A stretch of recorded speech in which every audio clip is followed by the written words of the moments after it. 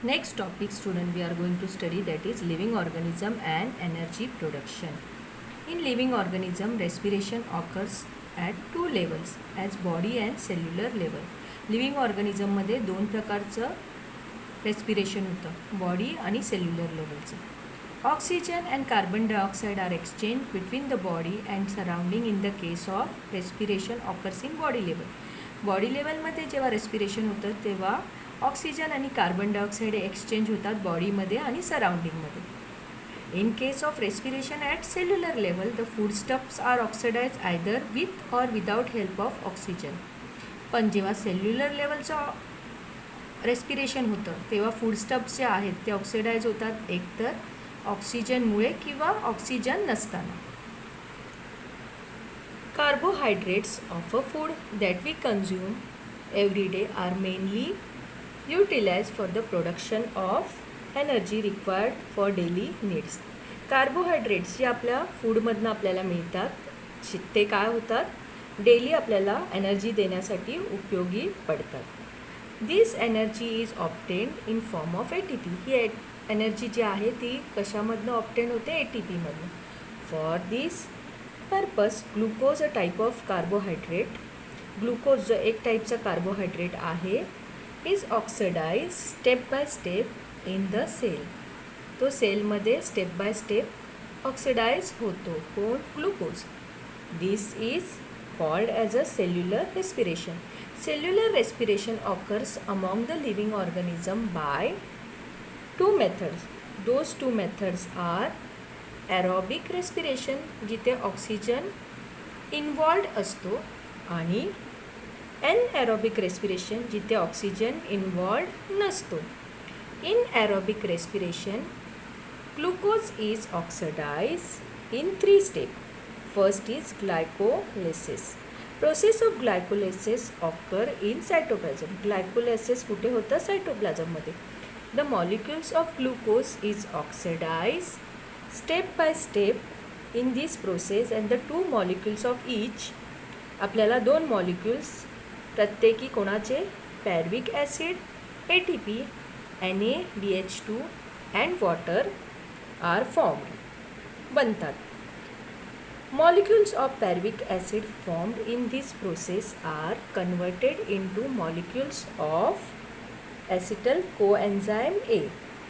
Molecules जे pyruvic ॲसिडचे मगासच्या ह्याच्यामध्ये रिॲक्शनमध्ये बनले आहेत ते काय होतात, कन्वर्ट होतात molecules of acetyl coenzyme A. The 2 molecules of NaDH2 and the 2 molecules of carbon dioxide म्हणजे CO2 are released during this process. या प्रोसेसच्या वेळेला NaDH2 चे 2 मॉलिक्यूल आणि कार्बन डायऑक्साईडचे 2 मॉलिक्यूल रिलीज होतात. सेकंड आहे try carboxylic acid cycle. Both molecule of acetyl coenzyme A enters the mitochondria. जे 2 molecules acetyl कोएन्झाईम Aचे असतात ते कुठे जातात, मायट्रोकॉन्ड्रियामध्ये जातात. Cyclic chain of reaction called as tri carboxylic acid cycle is operated on it in the mitochondria. त्याच्यामध्ये cyclic chain reaction operate होतं मायट्रोकॉन्ड्रियामध्ये.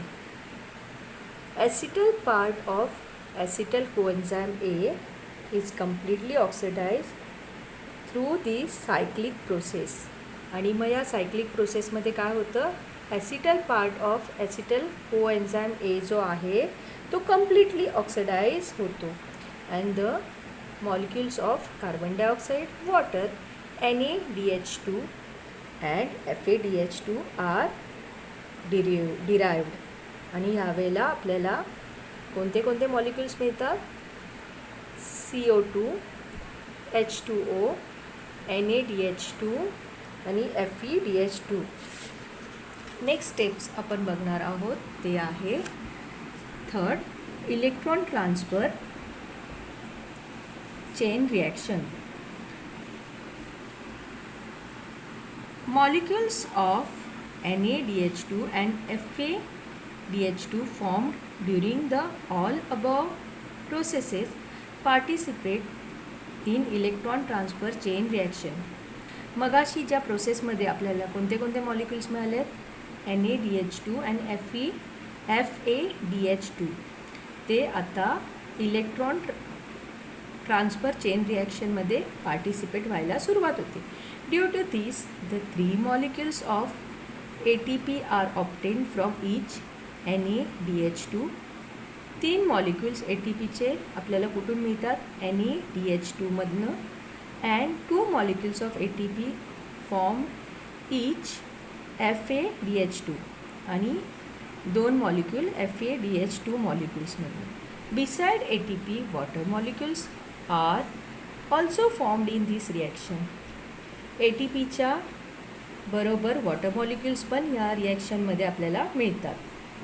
Electron transfer chain reaction is operated in mitochondria only.